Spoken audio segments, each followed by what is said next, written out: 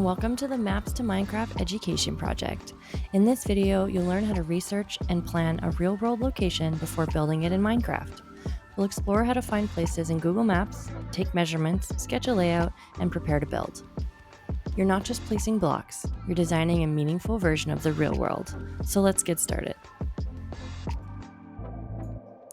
Let's start with research. Opening Google Maps, let's type in the name of the place that we're looking for. For example, let's search for somewhere in Arizona. Once we click on a location on the map, we get a lot of information about the area that we can explore and use for our builds.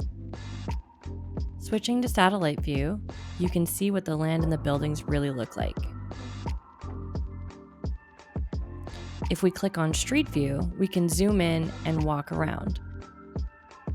We can use this to look at the size of roads, shapes of buildings, and all the natural landmarks.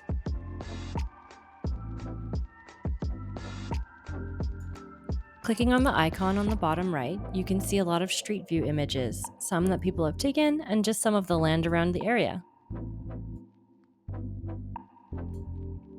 Sometimes on the map we can find landmarks, and if we highlight them with our mouse, we get a cool 3D model where we can see all the way around the building. Remember to take notes or screenshots of the features that stand out. You can use the hotkeys Window, Shift, and S, and then drag to choose what you want to screenshot. Then you can add them into a document like Google Docs or Google Slides to keep a record of your progress and your planning. And if you're working in a group, compare your observations and pick the features you want to include. All right, now let's measure. Right-click on a spot on Google Maps and choose Measure Distance, or you can click on the menu in the bottom left and also choose Measure. Then, just click between 2 points to measure how long or wide a building, road, or landmark is in meters. You can make multiple points along a landmark, and if you click again on the points, you can remove it. Clicking on the X on the window below will erase all of your markings and you can start again. Remember to take down notes of your findings so you can keep track of how you want to scale your buildings. In Minecraft, 1 block equals about 1 meter, but you can scale that up and down depending on how large the area is and how large you want to build. For example, you could choose 1 block is 1 meter or 1 block is 2 meters for bigger areas. Write your measurements and block conversions down on your worksheet.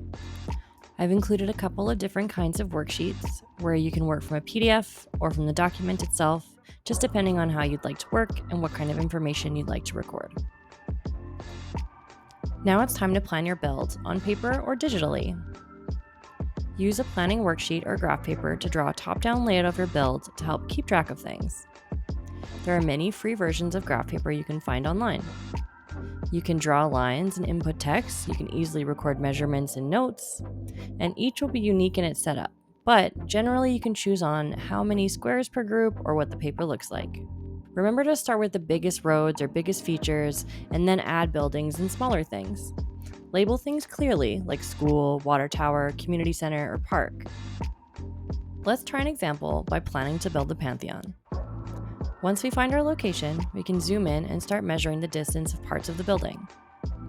Let's take our measurements and round up as well so that we have even numbers when building with blocks.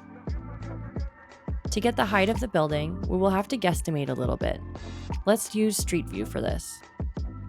Since we know the distance of the front of the building, we can kind of use the pillars as a guide to guess the height. For heights of mountains and tall landmarks, we can also either look that information up or search for a height map of the area.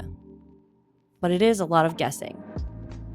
So in this example, our measurements are as follows. The width of the area, or the front of the building, is about 35 meters. The length of the side of the building is about 30 meters. And the height from our guesstimate is about 40 meters. From here, we want to decide on our scale. So 1 block, 1 meter, 2 meters, 1 block, 5 meters, 1 block, and what we want that to look like. Once we choose our conversion scale, like 1 block is 5 meters, we can note that down on our graph paper. Remember that the planning stage doesn't need to be exact, but it's there to help give you an idea of the scale of what you want to build. If you prefer, you can also use an online sketch pad or good old-fashioned paper to sketch out your designs. If working with others, you can divide the map and sketch who will build what. This is like your blueprint before you touch even a single block. Let's look at a visual example of what choosing a scale ratio looks like. Depending on what your conversion from meters to blocks is, can vary the size and realistic look of your builds.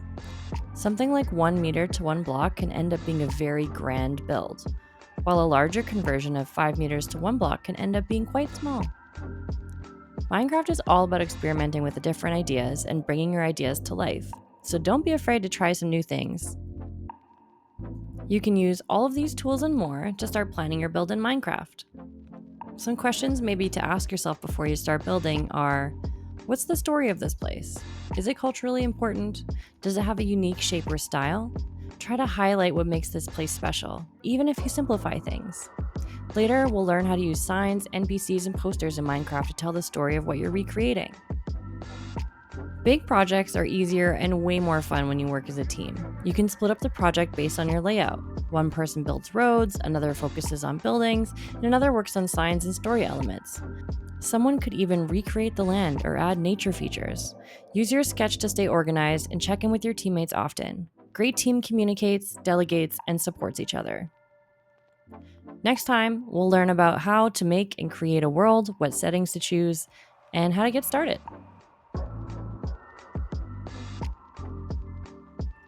That's it for the planning phase. Save your sketch and your measurement worksheets. You'll need them when you start building. And remember, planning now will make building way easier later. Thanks so much. See you next time.